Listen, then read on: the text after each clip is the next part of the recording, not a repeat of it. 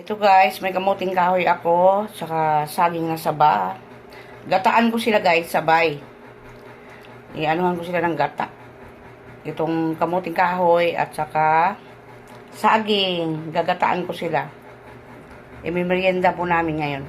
Ayan. Lulutuin ko yan. Brown sugar. Ang aking ginatang kamuting kahoy. Pakuluin muna natin yan bago ilagay yung kamuting kahoy. Kasi may puti-puti. Ilagay ko sa rip itong gata eh. Tulog natin guys ang kamuting kahoy. Pangalawang gata kasi hinayang ako. Nilagay ko na para sayang kasi. Ano yan guys? Gata na kamuting kahoy tsaka parang may natamis ba. Tapos ilagay natin ang ito, saging. Para sabay-sabay na sila maluto. Yan. Ilagay natin guys ang kakanggata. Nagbubuo yan sa sa freezer ko nilagay kanina. Yan. Huwag muna natin takpan kasi papangit yung gata. Ayan na guys, ang aking ginatang kamuting kahoy at saka saging na saba. Sarap, di ba?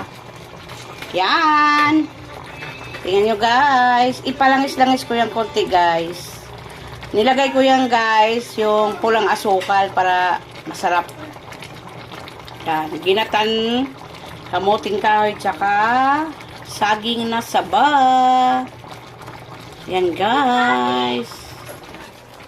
Ayan guys. Malapit na yan magtuyo. Pero hindi ko masyado patuyuan kasi para masarap bukas. Ayan. May matira pa ito guys para bukas.